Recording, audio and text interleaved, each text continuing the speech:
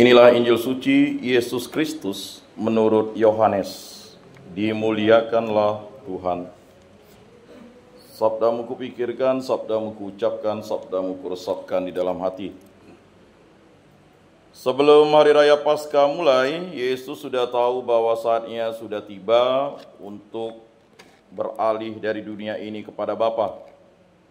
Sebagaimana Ia senantiasa mengasihi murid-muridnya, demikianlah sekarang Ia mengasihi mereka sampai saat terakhir. Ketika mereka sedang makan bersama, iblis membisikkan dalam hati Yudas Iskariot, anak Simon, rencana untuk mengkhianati Yesus. Yesus tahu bahwa Bapa telah menyerahkan segala sesuatu kepadanya dan bahwa Ia datang dari Allah dan akan kembali kepada Allah. Maka bangunlah Yesus dan menanggalkan jubahnya. Ia mengambil selai kain lenan dan mengikatkannya pada pinggangnya. Kemudian ia menuangkan air ke dalam sebuah basi dan mulai membasuh kaki murid-muridnya.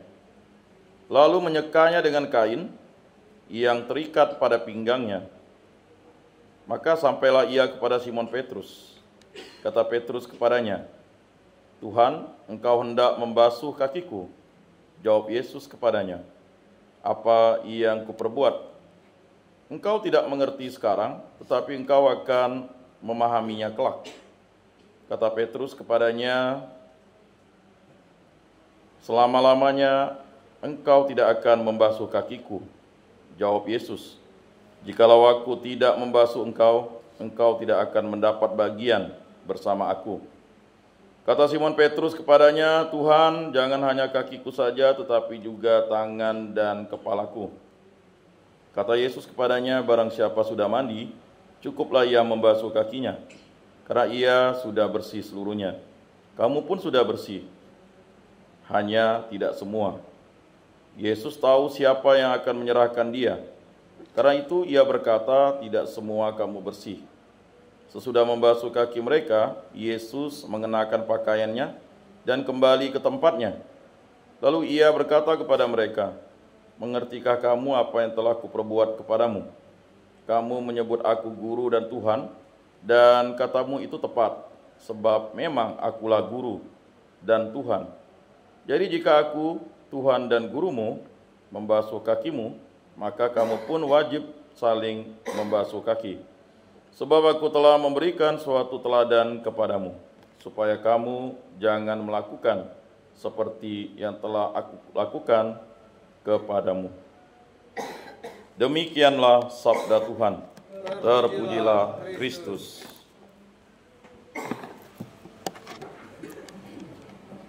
Bapak-bapak, saudara-saudara yang terkasih dalam Yesus Kristus, peristiwa perayaan Kamis Putih merupakan suatu tanda iman yang sungguh luar biasa. Rendah hati itu ternyata tidak mudah, membutuhkan proses yang panjang. Sampai kapanpun, rendah hati itu adalah makna dari cinta kasih. Kalau kita mengikuti refleksi-refleksi, terutama dari imam atau homili-homili dari uskup atau Paus Fransiskus sendiri, rendah hati itu adalah cinta kasih. Orang yang rendah hati itu berarti dia mampu untuk mengampuni. Salah satu syarat untuk menjadi rendah hati itu adalah mau mengampuni. Mau mengampuni itu tidak seperti kita memaafkan. Kata maaf bisa kita ucapkan, tetapi mengampuni itu sangat dalam. Bahkan mengampuni itu harus melupakan. Dan dalam gereja Katolik, mengampuni itu artinya menghapus dosa orang-orang sebelumnya yang berdosa. Makanya dalam gereja Katolik itu ada sakramen pertobatan, sakramen rekonsiliasi, sakramen Allah Bapa. Karena yang berhak menghapus dosa kita adalah Allah Bapa di surga. Maka ketika kita masuk di kamar pengakuan, bagi yang umat Katolik, kita langsung menghadap Bapa di surga. Bapa. Kita membuat tanda salib, lalu kita mengucapkan Bapa. Pengakuan saya yang terakhir adalah kapan? Kan begitu. Atau ini pengakuan saya yang ke-200 kali kalau dihitung. Atau pengakuan saya yang terakhir adalah tahun lalu. Maka sakramen pertobatan itu adalah kerendahan hati yang diberikan kepada kita untuk mau diampuni dan dihapus dosanya. Sedangkan memaafkan itu belum bisa dikatakan menghapus dosa, baru maaf. Jadi dalam proses pertobatan itu kan dimulai dari sadar. Kalau orang baru sadar itu baru proses awal. Karena dalam orang yang berdosa itu dimulai dari sesat, jahat, lalu hidup dalam dosa, ya, kemudian tidak merasa berdosa. Bagi orang yang tidak merasa berdosa itu kan, ya, membunuh biasa-biasa saja. Kita tahu Pontius Pilatus nantinya akan mencuci tangan dengan air. Padahal sebelumnya, ya, orang-orang Farisi itu bertanya jawab, ya, dengan Yesus. Bagaimana dengan darah orang Galilea, ya, yang dicurahkan dengan kurban persembahan? Apakah dosanya itu lebih besar? Ya kan? Kata Yesus tidak. Dan bagaimana dengan orang-orang Yerusalem yang ditimpa menara di dekat Siloam? Apakah dosanya lebih besar? Kata Yesus tidak.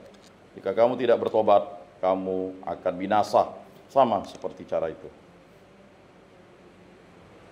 Jadi proses meninggalkan dunia ini kan ada 4. Orang mau meninggalkan dunia ini dengan sakit. Nah, itu prosesnya nyaman, ya. Kemudian yang kedua itu adalah, ya, itu kan proses kematian itu kan bagi orang beriman hanya meninggalkan jasmani saja. Tapi bagi orang yang tidak beriman menakutkan, kesialan. Jadi proses kematian itu ya pada umumnya 4. Ya. Sakit, kemudian kecelakaan, ya, atau kena musibah, lalu bencana alam, lalu dibunuh atau terbunuh. Yesus memilih cara yang paling sadis, yaitu dibunuh. Ya, dibunuh. Kayu salib itu kan, ya, suatu hukuman yang paling keji terhadap orang-orang yang bukan Romawi. Beda dengan Rasul Paulus. Dia harus dipenggal kepalanya karena dia adalah punya KTP atau warga negara dari Roma. Selain dia orang Yahudi, dia, ya, KTP-nya Roma. Makanya dia dipenggal kepalanya. Tapi bagi orang yang bukan orang Romawi, dia harus disalib. Nah, disalib itu adalah hal yang paling keji pada saat itu. Mengapa? Karena orang dibiarkan tersiksa sekian jam. Ya. Dan kalau dia itu bukan orang Yahudi, ya, jasadnya itu, ya, tidak boleh dibiarkan. Jadi pada saat itu, ya, Yusuf Arimatea itu meminta kepada Pontius Pilatus untuk menurunkan jenazah Yesus dari salib. Dan Nikodemus itu membawa kurang lebih 30 kilogram rempah-rempah, ya, sekitar itulah. Jadi Nikodemus itu seorang Farisi. Jadi mereka tidak boleh. Dan lalu aurat Yesus itu memang tidak boleh dibuka walaupun dia disalib karena memang dia orang Yahudi. Jadi tidak boleh dalam salib itu menampakkan auratnya. Maka kita bisa melihat, ya, korpus Yesus itu atau jasad Yesus itu seperti itu. Bapak-bapak, saudara-saudara yang terkasih, pada peristiwa Kamis malam atau Kamis putih itu adalah masuk Trihari Paskah. Jadi rentetan itu tidak boleh terputus kalau kita ikuti. Di mana kita akan mengikuti, ya kan, perjamuan terakhir, the Last Supper. Dan disitulah Yesus menetapkan Ekaristi, sakramen Ekaristi. Dan kalau kita lihat sebenarnya kalau perjamuan suci itu Yesus itu tidak di tengah. Dia itu berada di paling pinggir ya. Kalau untuk ini ya. Cuman karena itu karya dari lukisan ya. Jadi ya gereja menganggap Yesus menjadi pusatnya. Kan agak unik kalau misalnya Yesus selalu di pinggir begitu. Tapi kalau di Yerusalem itu kalau dijual itu ya perjamuan suci itu Yesus itu di paling depan. Jadi dia letter L gitu. Dan tidak ada kursi sebenarnya. Mereka duduknya bersila. Ya tetapi itu kan sebagai simbolisasi bahwa perjamuan suci itu merupakan makna terdalam bahwa makan Paskah yang dirayakan itu menjadi perjamuan baru. Bukan seperti yang disampaikan pada bacaan pertama, yaitu ya merayakan peristiwa kebebasan bangsa Israel dari perbudakan Mesir. Maka kalau kita dalami Keluaran 12 yang kita baca tadi itu, ketetapan tentang perjamuan Paskah. Jadi pada waktu itu berfirmanlah Tuhan kepada Musa dan Harun di tanah Mesir. Jadi selalu ya dimulai dengan Tuhan berfirman kepada Musa dan Harun. Tidak dengan Harun dan Musa, Musa dan Harun. Karena yang mendengarkan suara Allah itu Musa, sedangkan Harun mengikuti perintah dari Musa yang merupakan penyambung lidah Yahweh atau Allah. Bulan ini akan menjadi permulaan segala bulan bagimu, bulan yang pertama bagimu tiap-tiap tahun. Katakanlah kepada segenap jemaat Israel, pada tanggal 10 bulan ini hendaklah diambil seekor anak domba oleh masing-masing menurut kaum keluarga, seekor anak domba untuk tiap-tiap rumah tangga. Jadi bagi orang Yahudi juga merayakan Paskah, tapi maknanya berbeda. Bagi orang Kristiani maknanya adalah ya perayaan Paskah merupakan wafat dan kebangkitan Yesus Kristus. Sedangkan Paskah bagi orang Yahudi adalah ya pembebasan bangsa Yahudi dari perbudakan Mesir. Dan itu diperintahkan oleh Musa dan Harun. Nah, jadi seperti itu. Tetapi jika rumah tangga itu terlalu kecil jumlahnya untuk menghabiskan seekor anak domba, maka hendaklah ia bersama dengan tetangga yang terdekat mengambil seekor menurut jumlah jiwa tentang anak domba itu. Jadi anak domba itu tidak boleh disisakan sampai ya masuk hari Sabat. Jadi mereka harus menghabiskan itu. Dan kita tahu ya, kamu buatlah perkiraan menurut keperluan tiap-tiap orang.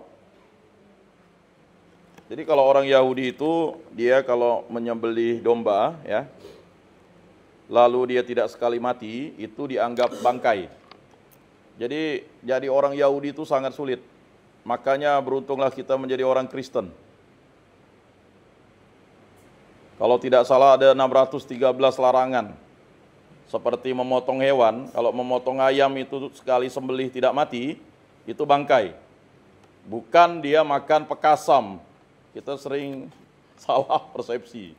Bangkai itu artinya ketika dia memotong domba, kambing atau lembu, atau dia memotong ayam misalnya, tidak sekali mati, itu dianggap bangkai. Lalu nanti itu diserahkan kepada tetangganya yang bukan Yahudi. Siapa bilang dia tidak baik-baik ya?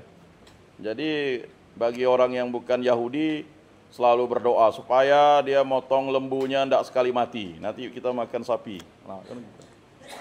Ya kalau tidak sekali mati dia dianggap bangkai. Nah itu maksudnya. Jadi jangan salah persepsi dengan orang Yahudi. Ya, orang Yahudi baik kok. Kalau dia sekali potong tidak mati dia serahkan ke kita karena dia tidak bisa memakan itu lagi. Dianggap najis. Ya. Jadi ada 613 kalau tidak salah ya. Saya agak lupa berapa tuh pantangannya. Jadi bersyukurlah kita menjadi orang Kristiani. Tapi ada orang Kristen juga yang lalu ikut-ikut orang Yahudi, lebih berat lagi jadi. Ya, jadi itu. Jadi kalau orang Yahudi itu sangat repot sekali. Kalau pada saat hari Sabat dia harus ya hari Jumat jam 3 sore ya, batas sampai jam 5 sore itu harus meninggalkan pekerjaannya. Nanti dia keluar jam 5 sore pada hari Minggu. Jadi dia merayakan Sabat, apalagi Paskah ini, ya. Makanya Paskah dia harus mengorbankan anak domba itu. Dan ya harus dihitung, tidak boleh tersisa. Ya. Kemudian anak domba itu harus jantan. Nah, harus jantan dan tidak bercela. Tidak bercela itu tidak bintik-bintik seperti Yakub menipu Laban. Yakub kan menipu Laban. Oh ini, aku tipu nanti. Udahlah Yakub menipu Esau, dia nipu Laban. Mana bisa lawan Yakub? Maka Yakub itu kan dibilang penipu. Udahlah dia nipu bapaknya. Suara-suara Yakub, bulu-bulu Esau. Udahlah Pak, kata istrinya. Betul bah itu. Iya kak katanya. Ya udahlah kasih berkat. Tapi sebenarnya Ishak tuh tahu Yakub nipu. Ya kan? Tidak mungkinlah bapaknya tidak tahu. Kan dia dah tahu, dia bilang itu kan. Suara-suara Yakub, bulu-bulu Esau. Bulu kambing dibagainya ya. Karena si Esau itu yang sendiri kena tipu. Udah capek-capek berburu, lalulah kelaparan dia. Lalu Yakub masak kacang merah. Gara-gara kacang gara-gara kacang merah. Ya.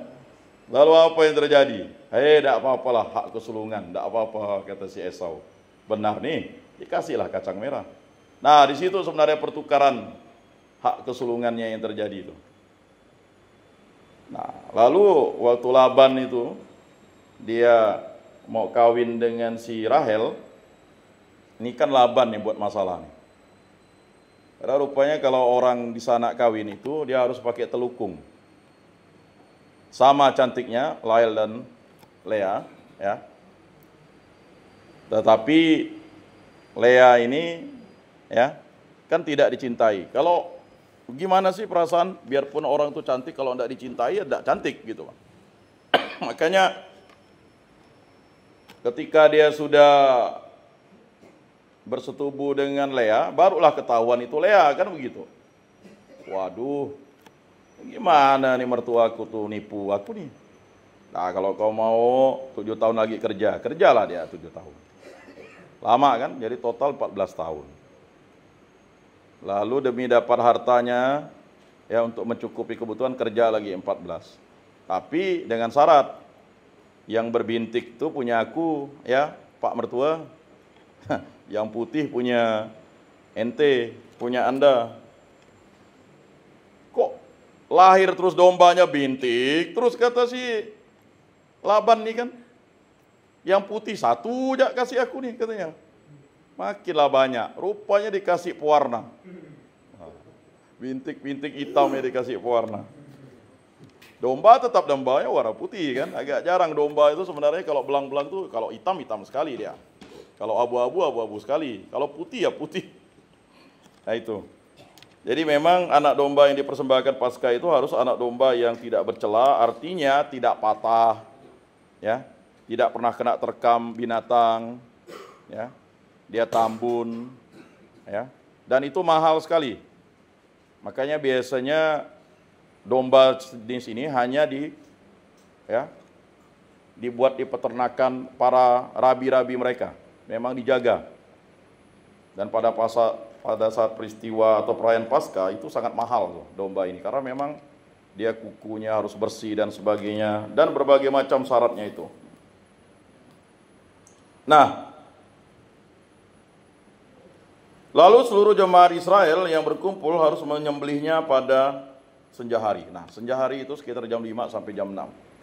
Jadi tidak boleh potong sebelum senja hari. Nah, makanya biasanya mereka jam 3 sore itu udah harus pulang. Ya. Darahnya harus diambil sedikit dan dioleskan pada kedua tiang pintu dan pada ambang atas rumah tempat orang-orang makan anak domba itu. Pada malam itu juga mereka harus memakan dagingnya yang dipanggang. Daging panggang itu harus mereka makan dengan roti yang tidak beragi dan sayuran pahit. Nah itu dia, makan Paskahnya orang Yahudi. Ya. Daging panggang, roti tak beragi, sayur pahit. Melambangkan bagaimana penderitaan mereka waktu, ya. Jadi domba itu kan melambangkan kemakmurannya waktu dijajah, waktu diperbudak. Ya. Tidak beragi itu waktu dia mengingat mana yang diberikan Tuhan, tinggal pungut-pungutnya. Kalau sayuran pahit itu bagaimana kepahitan mereka berada di padang gurun. Ya, 40 hari, 40 tahun, 40 ya, masa 40 tahun. Berputar-putar situ. Dulu, kalau sekarang naik pesawat ya cukuplah 1 hari sampai. Kalau dulu berputar-putar situ, ya mereka berputar-putar karena mereka tegar tengkuk itu tadi. Dan juga mereka ramai. Logikanya ya ramai, banyak hartanya kan mereka bawa. Oh Bapak, saudara-saudara yang terkasih, Paskah yang dirayakan Yesus juga sebenarnya adalah Paskah Yahudi. Jadi kalau kita tahu Yesus datang itu untuk merayakan Paskah, maka dia turun dari Yerusalem. Yerusalem Timur itu sekarang itu tidak ada lagi pintunya. Dari dekat Betpage di Bukit Jaitun turun, ya. Lalu pengikutnya tahu bahwa Yesus ini sakti. Nah itu. Kalau Yesus sakti ini bisa dong ngalahkan ini ya orang-orang Romawi. Maka Minggu Palma itu sebenarnya bayangkan, ya. Ketika ada keledai diminta oleh muridnya, lalu yang pemilik keledai itu, mau apa kamu dengan keledai itu? Tuhan memerlukannya. Langsung. Ya, langsung mereka menggunakan alas atau pakaiannya untuk membuat dudukannya dan menolong Yesus untuk naik di situ. Dan mereka menghamparkan pakaian, ranting-ranting, daun palma ya, untuk menyambut kedatangan raja karena mereka siap untuk memberontak. Maksudnya. Jadi keinginannya seperti itu gitu. Tapi rencana mereka tidak berhasil, ya, digantikanlah dengan rencana Yudas yang jahat. Kalau Yesus tidak bisa seperti itu, kita paksa dia membuat mujizat. Maka, ya, peristiwa Paskah yang dirayakan oleh Yesus menjadi peristiwa yang baru. Bahwa Paskah baru itu adalah bagaimana Allah begitu besar mencintai umat manusia dan mengorbankan putranya yang tunggal untuk menyelamatkan umat manusia dan seluruh alam semesta ini. Jadi darah Yesus itu tidak hanya menghapus dosa-dosa manusia, tetapi menyelamatkan manusia yang tidak mungkin masuk dalam kerajaan surga. Karena untuk masuk dalam kerajaan surga itu adalah hak, privilege Allah, Bapa di surga. Ya. Jadi saya sangat terpukau ketika orang bisa menawarkan surga. Kalau buat ini bisa masuk surga, tidak bisa. Itu haknya Allah. Nanti kan kita diadili itu. Hakim agung kita Yesus Kristus. Masalah ke sebelah kanan atau sebelah kiri itu urusannya Yesus. Beruntunglah kalau kita ke sebelah kanan. Ya, lambang kanan itu melambangkan kita ini penjahat di sebelah kanan yang harusnya bertobat. Jadi tidak ada kuasa satupun yang berkuasa untuk menentukan orang masuk surga kecuali kuasa yang diberikan kepada Yesus Kristus sebagai jalan kebenaran dan hidup. Dan kuasanya bukan hanya di surga, di neraka juga. Jadi yang berkuasa untuk memasukkan orang di neraka itu adalah Yesus Kristus. Maka ada doa kan, ya Yesus yang baik, ampunilah dosa-dosa kami, selamatkanlah kami dari api neraka, dan hantarkanlah jiwa-jiwa ke dalam surga, terutama mereka yang sangat membutuhkan kerahiman. Neraka itu kan terpisah dari Allah, surga itu kan bersama Allah. Memang sudah dijelaskan ada derita-deritanya. Jadi pilihan kita itu ditentukan oleh Yesus sendiri. Berbahagialah kita yang sudah dibaptis, karena kita mendapat materai abadi selamanya. Jadi kalau orang yang sudah dibaptis itu materainya kekal abadi selamanya. Mau pindah agama apapun tidak bisa sebenarnya, karena sudah dibaptis. Jadi baptis itu adalah rahmat ilahi yang ada dalam diri kita, dan itu termateraikan selama-lamanya. Kalau kita menyia-nyiakan materai itu, berarti kita menghujat Roh Kudus. Itu saja sih kategorinya.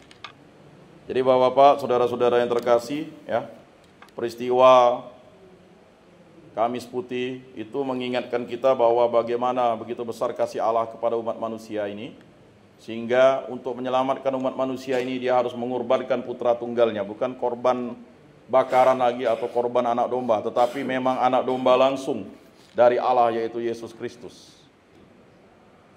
Dan peristiwa ini kita maknai sebagai peristiwa yang terbesar dalam sejarah hidup kita. Kata Rasul Paulus, sia-sialah kalau Yesus tidak wafat di kayu salib dan bangkit pada hari ketiga. Maka dalam surat Rasul Paulus yang pertama kepada jemaat di Korintus, saudara-saudara, apa yang telah kuteruskan kepadamu ini telah aku terima dari Tuhan, yaitu bahwa Tuhan Yesus pada malam ia diserahkan mengambil roti, dan setelah mengucap syukur atasnya, ia memecah-mecahkan roti itu seraya berkata, inilah tubuhku yang diserahkan bagimu, perbuatlah ini untuk mengenangkan daku. Demikian juga ia mengambil cawan, sudah makan, lalu berkata, cawan ini adalah perjanjian baru yang dimateraikan dalam darahku. Materai, abadi, kekal. Jadi Bapak Ibu, saudara-saudari yang terkasih, yang beriman, materai. Jadi kita tidak hanya dibaptis oleh air seperti baptisan Yohanes Pemandi, tetapi baptisan kita adalah baptisan, ya, dari Kristus, dari Roh Kudus dan api, dan dimateraikan dengan darah Kristus.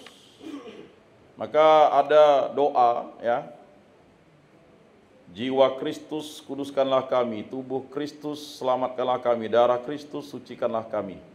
Jadi itu doa yang sering banyak dilupakan umat Katolik setelah menerima sakramen Ekaristi di 155, 156.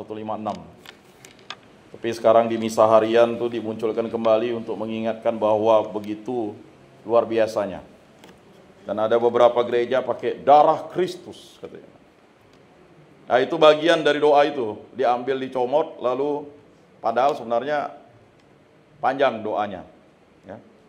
Dan itu kalau kita masuk ke Porta Santa, itu doa yang akan diucapkan. Jadi Porta Santa yang ditetapkan oleh Kuskupan Agung Pontianak itu kan ada 9 Porta Santa untuk mendapat indulgensi penuh, ya, indulgensi penuh. Indulgensi itu diberikan kepada kita sendiri dan kepada orang-orang yang meninggal agar diampuni dosa-dosanya. Dan perbuatan inilah yang dilaksanakan oleh para imam Katolik, ya, dan juga imam Ortodok, ya.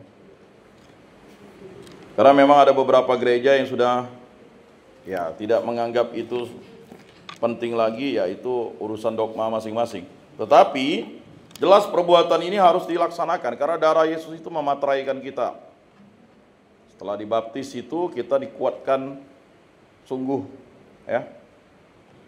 Dan darah Kristus yang tercurah di kayu salib itu, ya, memateraikan kita. Jadi tubuh dan darahnya itu. Sebab setiap kali kamu makan roti ini dan minum dari cawan ini, kamu mewartakan wafat Tuhan sampai ia datang. Jadi setiap kali hari Minggu kita mengikuti perayaan Ekaristi, itu kita mewartakan wafat, ya, wafat, kebangkitannya, dan kedatangannya kedua kali. Jadi itu keyakinan iman Kristiani yang tidak akan digoyahkan. Jadi bagi kita apakah memilih hidup menjadi Yudas atau tidak, itu, ya, kalau bacaan kemarin itu sangat berat. Celakalah, ya, seharusnya orang ini tidak dilahirkan. Itu dari mulut Yesus sendiri ngomong. Jadi bagi kita yang sudah menjadi pengikut Kristus, ketika kita berpindah iman, jangan sampai kita seperti itu. Jadi tidak ada pilihan lain selain setia kepada Yesus. Dan kita tahu apa yang dilakukan Yudas, ya. Maka dalam Injil Yohanes itu menjelaskan bagaimana sebelum hari raya Paskah mulai, Yesus sudah tahu bahwa saatnya sudah tiba untuk beralih dari dunia ini kepada Bapa, sebagaimana ia senantiasa mengasihi murid-muridnya. Demikianlah sekarang ia mengasihi mereka, sampai saat terakhir ketika mereka sedang makan bersama, iblis membisikkan dalam hati Yudas Iskariot, anak Simon. Jadi Yudas Iskariot ini anak ya dari Simon Iskariot. Jadi nama Iskariot itu ya nama bapaknya, dan nama bapaknya itu Simon Iskariot ya, atau Simon. Ya. Jadi Simon itu nama Petrus. Jadi nama Simon dari Kirene juga. Nama Simon itu banyak. Nama Yakobus juga ya banyak.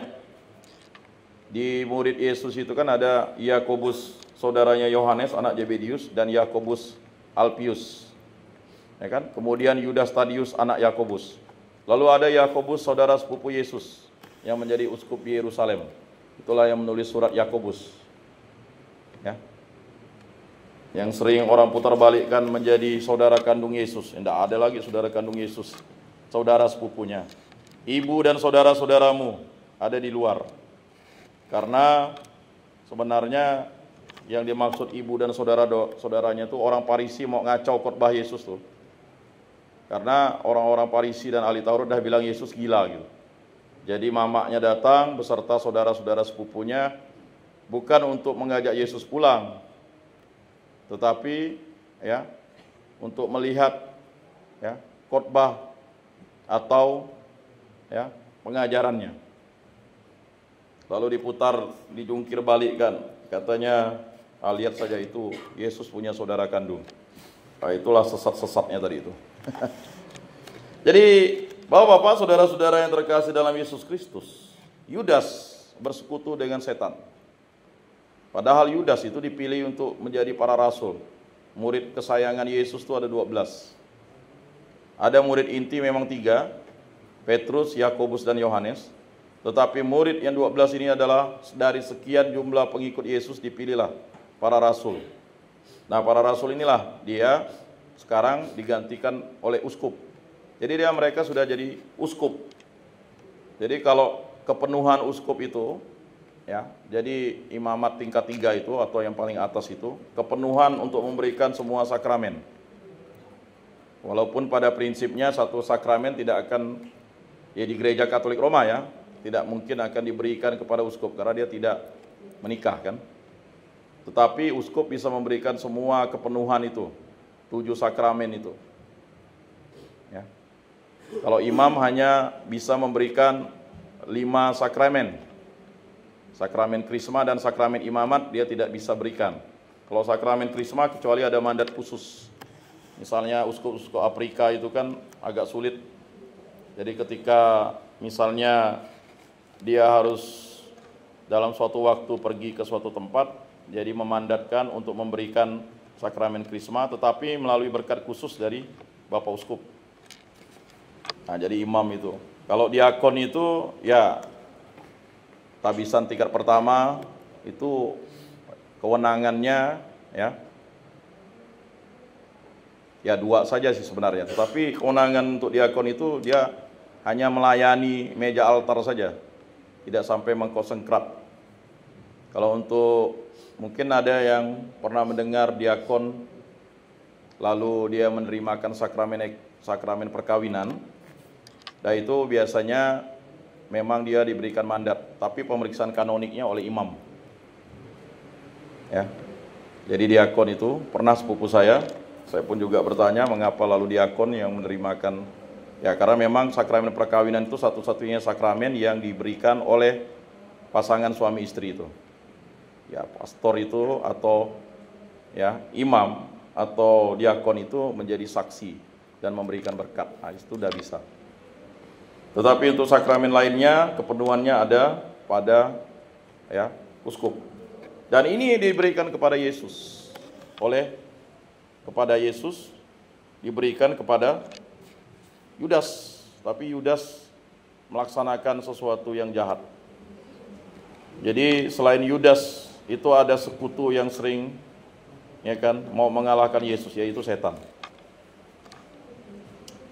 Ya. Jadi setan itu ada dalam hati kita rupanya. Jadi kalau setan itu mau dikalahkan, kata Rasul Yakobus, lawanlah iblis, dia akan lari daripadamu. Ya, tunduklah kepada Allah, layanilah iblis, maka kita bisa bahaya. Tetapi yang dikatakan Rasul Yakobus itu, tunduklah kepada Allah, ya kan? Kemudian lawanlah iblis dan dia akan lari daripadamu. Rasul Paulus melengkapi, hendaknya rohmu bernyala-nyala, janganlah kerajinanmu kendor, ya kan? Dan layanilah Tuhan. Nah, Yohanes ingin menggambarkan bahwa sebenarnya para murid itu sudah tahu apa yang akan terjadi, tetapi tidak sadar bahwa Yudas Iskariot ini yang akan mengkhianati. Mereka baru sadar ketika setelah mereka berkumpul bersama setelah Yesus naik ke surga. Mereka hanya mendengar apa yang dikatakan, karena mereka tidak bisa mengerti apa-apa waktu itu. Dan perjamuan yang dilakukan oleh Yesus pada malam itu juga dianggap perjamuan yang biasa, seperti 3 tahun bersama Yesus. Mereka tidak pernah menyangka juga bahwa Yesus akan wafat di salib. Walaupun itu sudah direncanakan. Yudas juga tidak menyangka Yesus akan wafat di salib. Dia hanya menyerahkan. Sama seperti kita. Kita tidak akan menyangka apa yang terjadi pada saat kita meninggal dunia. Karena itu misteri. Masing-masing akan melaluinya. Ada yang melihat orang waktu lah. Ya, tapi itu kan orang yang katanya ada yang kembali dari surga. Sudah jelas sebenarnya. Setan pun tahu caranya, surga atau bentuknya apa. Karena setan dulu tinggal di surga sebelum dia berdosa kan. Maka dia bisa menggambarkan itu. Jadi, tetapi untuk mencapai jalan menuju ke surga itu, proses mengikuti jalan salib Yesus itu adalah sesuatu yang harus dilakukan. Tetapi pemeliharaan Yesus kepada kita di muka bumi ini melalui tubuh dan darahnya itu. Nah, maka apa yang terjadi? Rencana untuk mengkhianati Yesus. Yesus tahu bahwa Bapa telah menyerahkan segala sesuatu kepadanya dan bahwa ia datang dari Allah dan akan kembali kepada Allah. Dan ini yang sering diputarbalikkan. Bukan Yesus yang merencanakan penyalibannya atau Allah yang merencanakan penyalibannya. Tetapi penyaliban Yesus itu adalah jalan untuk mengalahkan maut dan mengalahkan kuasa setan dan perbudakan setan itu. Bapak-bapak, saudara-saudara yang terkasih, maka bangunlah Yesus dan menanggalkan jubahnya. Ia mengambil selai kain lenan dan mengikatnya pada pinggangnya. Kemudian ia menuangkan air ke dalam sebuah basi atau sebuah baskom dan mulai membasuh kaki murid-muridnya. Kalau basi itu ember besi itu. Kalau dulu tuh kan ada ember, kan tidak ada baskom zaman dulu tuh. Ya seperti itulah kurang lebih ya. Karena dulu kan plastik tuh kan belum ada. Memang minyak goreng udah ada, wajan udah ada. Tapi plastik waktu itu kan belum ada. Karena belum ada pengolahan plastik waktu itu. Ya, basi itu seperti ember kayu lalu dikasih besi supaya untuk itu. Itu maksudnya. Nah, apa yang dilakukan Yesus itu begitu luar biasa. Kita pikir Yesus itu akan melakukan hal-hal yang tidak pernah disangka-sangka oleh para muridnya.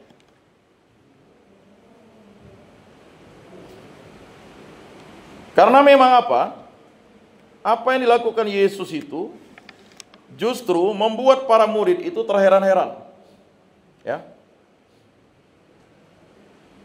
Tetapi karena para murid ini tunduk dengan gurunya, ya udah diikuti saja. Nah, kalau kita tahu Simon Petrus ini kan dianggap si bengal tapi dia tahu jawab kuis Yesus. Simon Petrus ini kan orang yang sangat sederhana, lurus-lurus saja begitu. Kata Petrus kepadanya, Tuhan, engkau hendak membasuh kakiku. Jawab Yesus kepadanya, apa yang kuperbuat engkau tidak mengerti sekarang, tetapi engkau akan memahaminya kelak. Jadi Simon Petrus ini adalah murid yang paling keras dan murid yang sangat disayang Yesus. Tetapi murid yang bengal juga.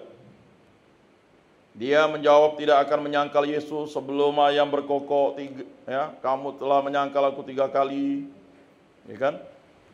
Malah dia yang menarik Yesus Jangan ngomong gitu Yesus. Enyahlah kau iblis, engkau tidak tahu apa yang dipikirkan Allah.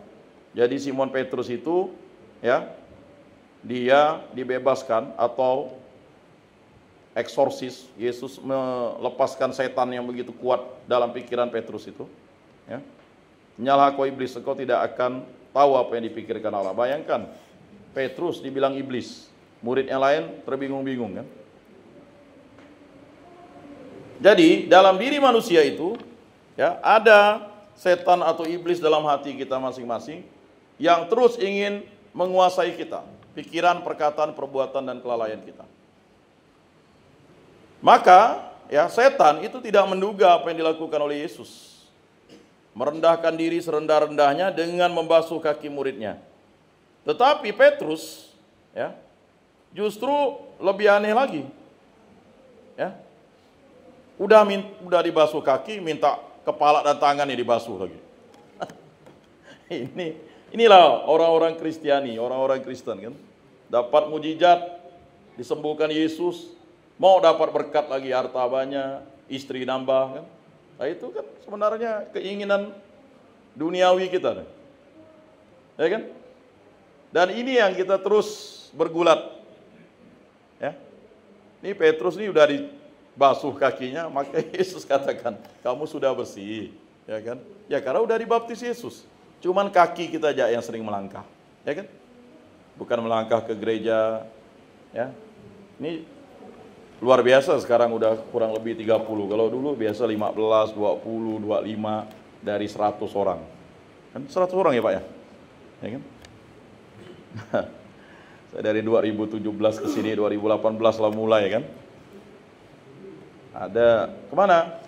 Biasa cari rezeki gitu. Jadi kalau orang yang belum sadar tuh, dia lihat gereja ini gelap, tidak akan bisa. Nembusnya pun tidak bisa. Tidak percaya, ya silakan. Ya kan ada anak Tuhan yang mungkin yang paling jahat ini suruh bawa sini, ditarik pun tidak bisa dia. Dia bilang panas. Gitu. Karena memang dia harus disadarkan. Kemudian dia mengakui dirinya bertobat. Kalau dia Katolik, dia menerima sakramen tobat. Dan sakramen tobatnya tidak ngolok-ngolok gitu. Sudah terima sakramen tobat, lakukan lagi dosa. Ya memang sih, tidak masalah. Karena selama kita mati masih bisa bertobat. Tapi jangan sampai kita tak terima pertobatan sebelum kita meninggal. Nah ini adalah sifat individual manusia. Diberi berkat oleh Tuhan, minta terus. Sama seperti Petrus. Kata Petrus kepadanya, selama-lamanya engkau tidak akan membasuh kakiku. Bohong lagi kan Petrus? Ya. Jadi jawab Yesus, jikalau aku tidak membasuh engkau, engkau tidak akan mendapat bagian bersamaku. Kata Simon Petrus kepadanya, Tuhan jangan hanya kakiku saja. Memanglah kerakusan manusia, ya kan? Tetapi juga tangan dan kepalaku. Kata Yesus kepadanya, barang siapa sudah mandi, cukuplah ia membasuh kakinya, karena ia sudah bersih seluruhnya. Jadi sikap Petrus yang benggal ini, itulah sikap kita. Ya. Saya selalu introspeksi dengan diri saya gitu. Wah ini kayak Petrus lah kita. Kita merasa paling suci, merasa paling benar, merasa paling hebat. Di rumah tangga kita merasa kepala keluarga. Di kita ini dan itu. Ya. Padahal Allah memberikan berkat yang sama kepada kita supaya kita menjadi pribadi yang rendah hati. Kamu pun sudah bersih, hanya tidak semua. Apakah ini sarkasme kepada Yudas? Tapi sebenarnya Yesus ya menyerukan itu untuk semua muridnya. Karena pada saat Yesus disalib itu hanya Yohanes saja yang berada bersama Bunda Maria. Sedangkan ya 10 muridnya mana? 1 muridnya Yudas ya pastilah. Ya kan? Kemana dia? Ya Yudas digambarkan gantung diri, sedangkan yang lain kan bersembunyi. Melarikan diri. Tutup pintu. Close the door. Ya. Mereka kan tutup pintu kan bukan karena mereka ini ya, selain takut dengan tentara Romawi, tapi uniknya mengapa mereka tidak dibunuh oleh tentara Romawi, oleh Pontius Pilatus? Itu pertanyaan yang begitu besar semenjak saya dulu remaja. Harusnya Pontius Pilatus juga mengejar para muridnya kan? Memang betul dikejar. Ya. Tapi karena apa? Karena Yesus membebaskan mereka dari kesalahan semua. Ya.